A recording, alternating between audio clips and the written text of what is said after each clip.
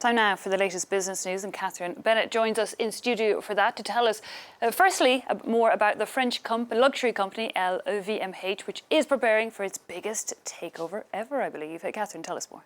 That's absolutely right, Eve. So LVMH has announced that it is buying Tiffany Co for $135 a share, or $16.2 billion. The deal was clinched over the weekend after the French conglomerate upped its offer by about $600 million.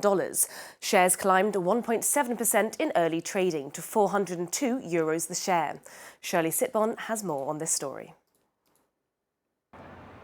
LVMH is having breakfast with Tiffany. The French luxury group confirmed it's buying the iconic U.S. jewelry brand as European markets were set to open.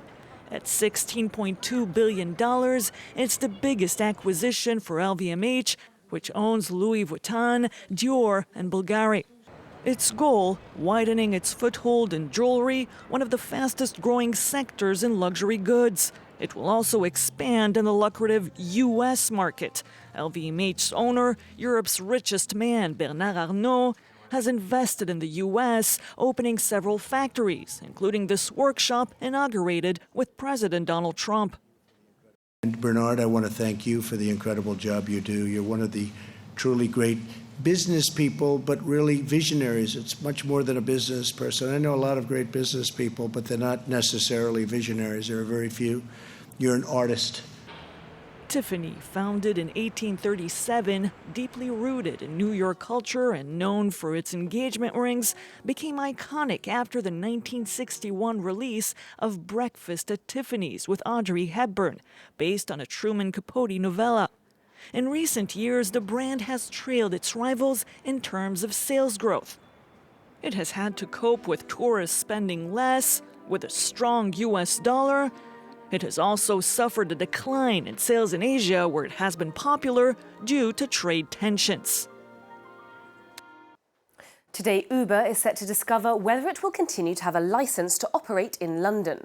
The ride-hailing company applied for a long-term licence back in September, but was only granted a 2-month one, which is due to expire at midnight tonight.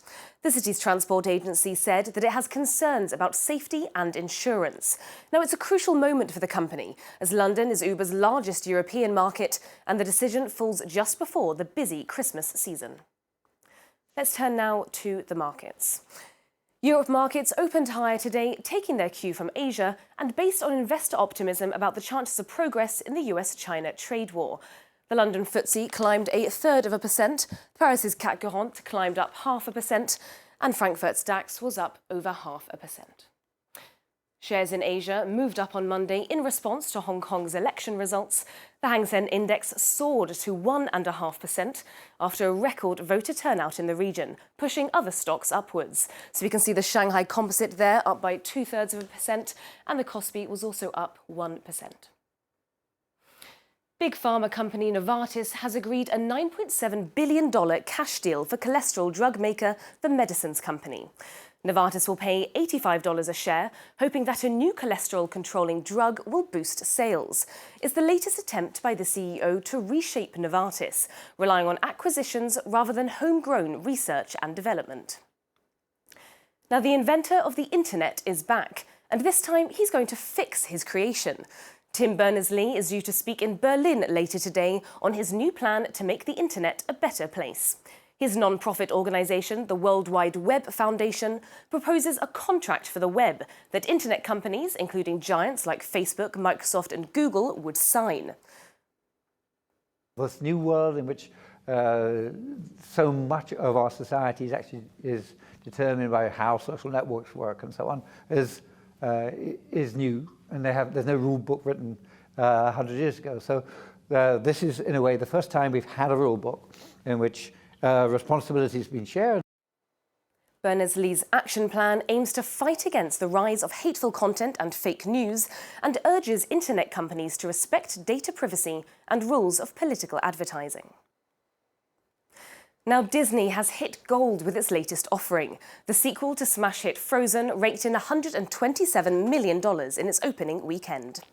The film sold $223 million worth of tickets for its first 3 days in cinemas, beating its predecessor. That makes it the third highest opening of an animated film ever, after Incredibles 2 and Finding Dory. So now we know what we're going to be seeing this week in the cinema. And hearing probably in their ears for many months to come. Yes, that's Catherine true. Bennett, thanks a lot for that wrap-up of the business news.